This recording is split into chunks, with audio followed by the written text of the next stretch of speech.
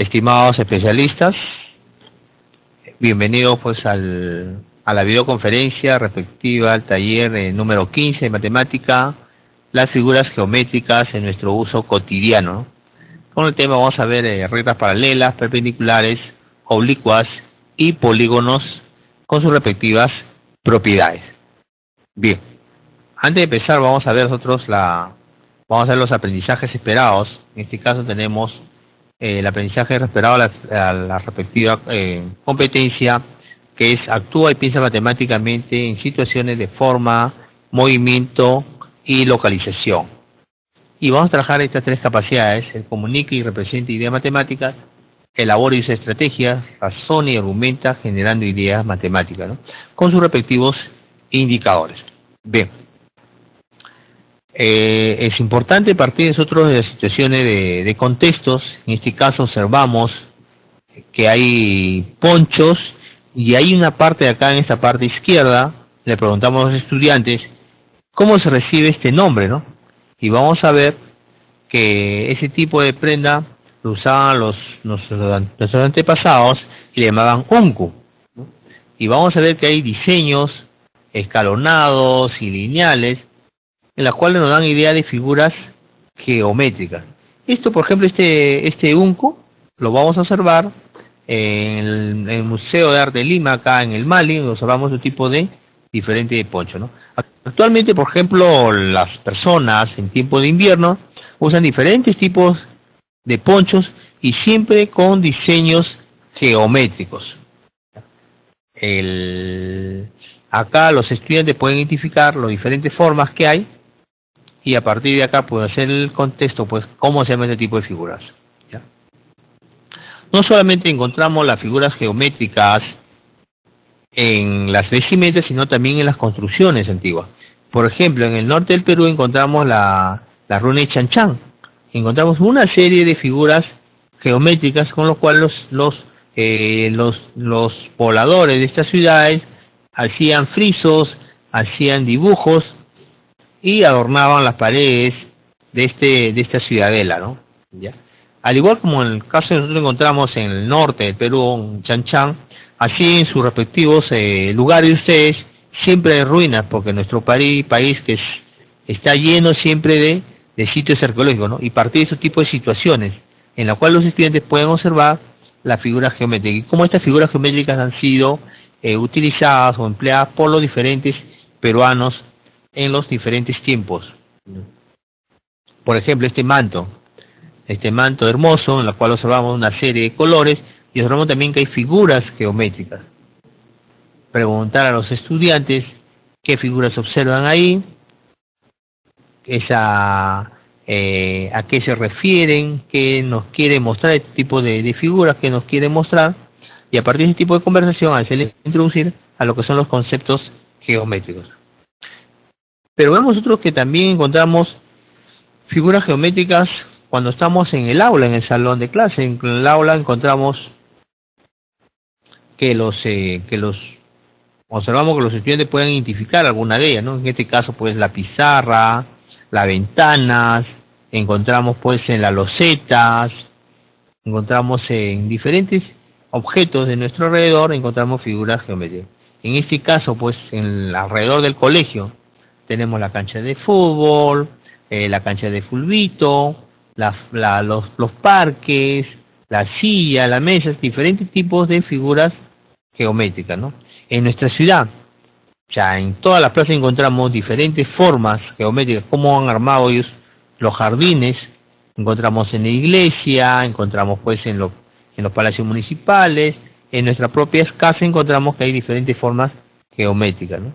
Inclusive, ¿no?, en algunas marcas de algunos productos encontramos que hay también alusivos figuras geométricas. ¿Ya? Y siempre es importante que a partir de esta situación de contexto podamos hacerle preguntas a los estudiantes para que los estudiantes puedan inducir. En este caso, pues, hacerle preguntas de este tipo, ¿no? ¿En qué regiones se desarrollaron las culturas Nazca y Wari? Un poquito para contextualizar a los estudiantes. ¿Qué diseños tienen en común los ponchos actuales y los unkus? ¿Cuántos lados tiene la figura del unku? Y a partir de acá, pues inclusive podemos plantearle problemas de este tipo, ¿no? Si en un poncho se desea realizar un diseño por el ancho de manera horizontal, de modo que los lados de la figura sean de la misma medida, ¿cuál será la medida del ancho del poncho si se sabe que hay 10 figuras de 4 centímetros de lado? Plantear ese tipo de situaciones que los estudiantes lo puedan resolver rápidamente.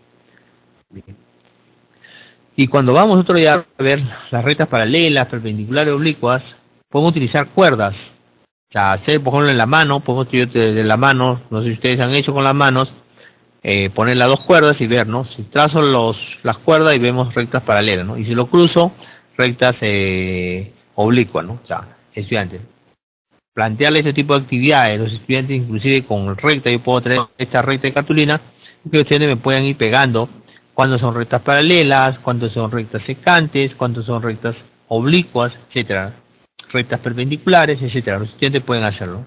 Puedo trabajar, fíjense, ¿no? Con un cartón e ir pegando. Inclusive yo puedo trazar tiras con cinta de embalaje, o caso contrario con ¿cómo se llama? Con algún pegamento, un adhesivo, y pegando en la pizarra, ¿no? Como que en este caso el limpiatipo puede ser, ¿no? Que se utiliza bastante en nuestro quehacer diario.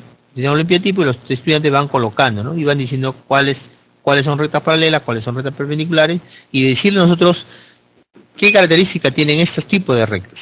Los estudiantes irán identificando o irán mencionando cuáles son algunas de esas propiedades que caracterizan a este tipo de rectas, ¿no? Por ejemplo, hacer mostrar este tipo de figuras. ¿Por qué en el atletismo, en la pista de atletismo, usamos este tipo de rectas, no? Dale ciertas preguntas. Yo le planteo a ustedes, ¿por qué se usan estos tipos de rectas en la pista de atletismo? Le dejo unos cuantos segundos para que ustedes puedan contestar. Y algunos me darán ese tipo de respuestas, ya rectas paralelas para que ninguno de los competidores, ninguno de los atletas pueda cruzarse de un carril a otro, ¿no? Porque imaginen, ¿no? Si se cruzaran, estarían interrumpiendo el pase del otro y caerían en penalidad, ¿no? Entonces, por ese motivo se usan rectas paralelas en las pistas de atletismo. ¿Ya? En los juegos de los niños, ¿no? El juego de la liga, ¿no? Observamos que ahí son rectas paralelas y cómo los niños deben ir saltando de esta forma que no crucen, ¿no? Ya. En la posición de dos rectas, podemos pasarle también otro tipo de estrategia y pasarle este tipo de imágenes. ¿Qué observan ustedes en esas imágenes? Les dejo unos cuantos segundos para que ustedes den la respuesta. Vamos a ver que algunos me dirán, encontramos nosotros en la figura de la izquierda, vamos a encontrar en la pista, vamos a encontrar rectas que se están cruzando. Son las rectas, ¿no? Las rectas perpendiculares y forman unos 90 grados, rectas oblicuas, ¿no? Si no se cruzan formando 90 grados, ya que serían rectas paralelas, la riel y los trenes, por ejemplo, ¿no? Y las maderitas serían las rectas, también son paralelas, ¿no? Y que serían perpendiculares a los rieles, ¿no? Y acá inclusive podemos decir los estudiantes que cómo lo representarían. Algunos estudiantes saldrán a la pizarra y harán este tipo de gráfico, ¿no? Y encontrarán, y le decimos, ¿no? Y este punto en medio, ¿qué significa, no? Es un punto común. Y vamos a ver que estas rectas se llaman rectas secante. Y acá tenemos rectas paralelas, ¿ya? Y de esta forma el estudiante vamos a inducirle al concepto o a la idea intuitiva de lo que son rectas secantes y rectas paralelas. Mostrarle este tipo de imágenes en los cuales este tipo de juegos encontramos rectas pues que son perpendiculares, rectas paralelas, ¿no? Y encontramos diferentes tipos de actividades.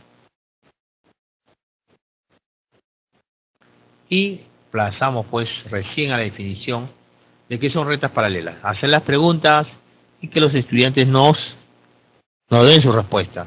Cuando las rectas son perpendiculares, que el estudiante nos pueda dar su respuesta, en este caso cuando se interceptan y forman ángulos de 90 grados entre ellas, ¿no? Y cuando las rectas son oblicuas, cuando se interceptan y forman ángulos de diferentes 90 grados. Y le podemos plantear la pregunta, ¿no? O sea, ¿las rectas perpendiculares serán oblicuas? ¿No? O sea, plantear ese tipo de preguntas, ¿no? O sea, que estén referidos a ambos conceptos, ¿no? Dos rectas paralelas pueden ser perpendiculares.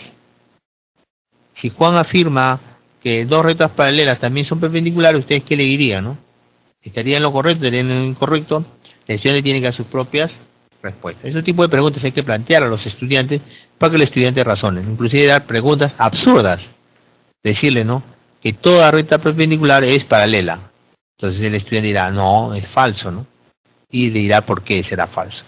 ¿Ya? ¿Y qué es un polígono? Cuando pasamos otro día este concepto de polígono, es un concepto ya más elaborado, se le debe plantear siempre la figura a los estudiantes. Inclusive taparlo acá, esta parte, con cartoncitos y decirle, ¿no?, cómo se llama este tipo de, este punto, cómo se llama, ¿no? Si el estudiante me da la respuesta correcta, lo volteo y es un vértice, ¿no? Y a partir de acá, pues el estudiante puede identificar o dar el valor, dar el concepto de que es un polígono. En este caso, una figura geométrica plana, cerrada, compuesta por una secuencia limitada de segmentos al interior de un polígono. El interior de un polígono es llamado área poligonal. ¿Ya?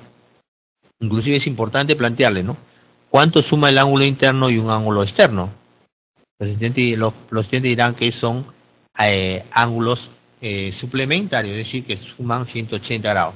¿Y cómo es el apotema con respecto, qué ángulo forma el apotema con uno de los lados, ¿no? Y vamos a ver que son ángulos son rectas perpendiculares, ¿no? O sea, lo que hemos aprendido anteriormente podemos nosotros utilizarlo para lo que es la construcción o identificar los elementos de todo polígono. Entonces, en este caso, los lados, ¿no?, serían rectas secantes, no se cortan en un determinado punto o segmento, ¿no? Bien. Plantearle este tipo de figuras, plantearle ponerle en la pizarra ese tipo de láminas forrados con conta, con cinta de embalaje. Entonces los estudiantes, pues, con plumón de pizarra pueden ir escribiendo, ¿no?, o cómo se llama según el número de lados, cuántos lados tiene, el número de vértices, el número de diagonales, ya.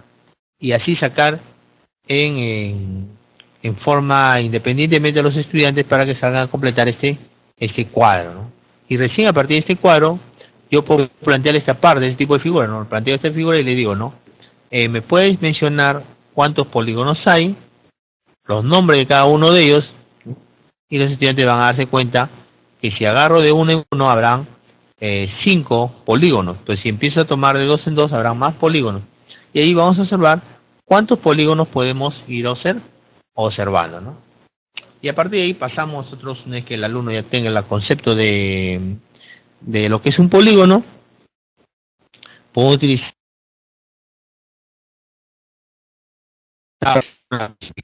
inclusive puedo trabajar en esta parte, puedo utilizar un polígono de 5 lados. Los estudiantes harán el polígono de 5 lados. Le digo, ponme un polígono de 10 lados. Los estudiantes harán un polígono de 10 lados. Y a partir de ese concepto recién vamos a la clasificación. Según el número de lados, vamos a ver que los estudiantes van a identificar, ¿no? Es una de la clasificación más conocida, que es según el número de lados, ¿no? Que si tiene 3 lados se llama triángulo, si tiene 4 lados cuadrilátero, si tiene 5 lados pentágono, y así vamos a ir mencionando cada uno de los polígonos, ¿ya? Y en esta parte de lo que es, pues, la identificación, pues, de los polígonos según su convexidad, pueden preguntarle así, ¿no? Plantear las dos figuras primero y luego preguntar a los estudiantes ¿cómo se llaman estos tipos de polígonos? Los estudiantes me responderán, pues son hexágonos. Pero ¿qué diferencia habrá entre el hexágono azul o celeste y entre el hexágono amarillo? Los estudiantes pues empezarán a decir, ¿no?, que tienen lados diferentes. ¿Qué más le podemos decir, no?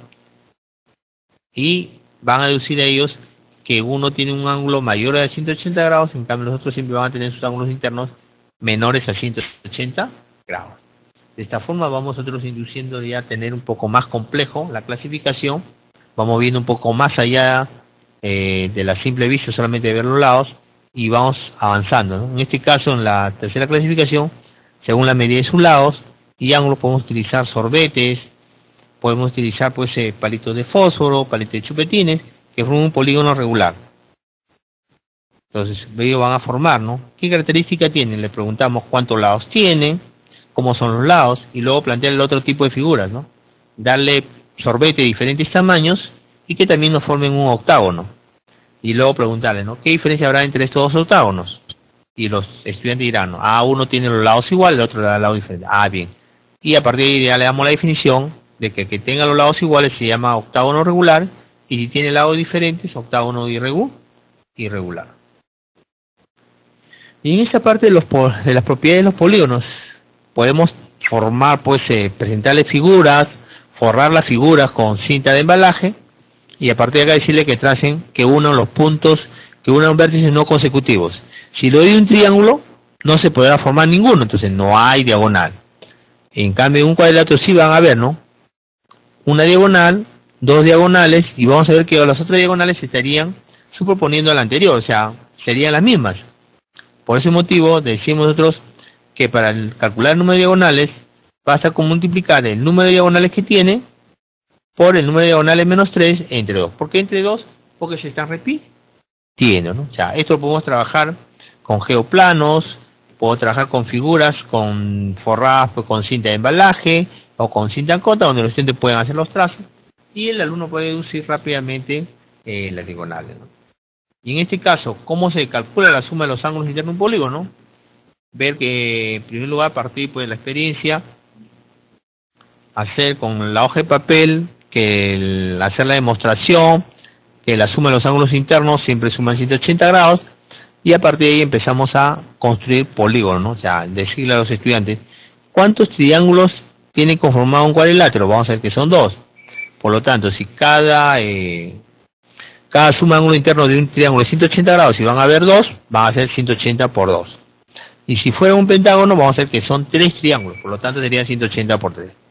Y así sucesivamente, ¿no? Pero la idea no es quedarnos acá nada más con que el alumno identifique cuántos triángulos está conformado ese polígono, ¿no? Porque a partir de ahí puedo deducir cuánto suman los ángulos. Sino establecer la relación entre el número de lados con algún elemento para que nos dé en este caso 2.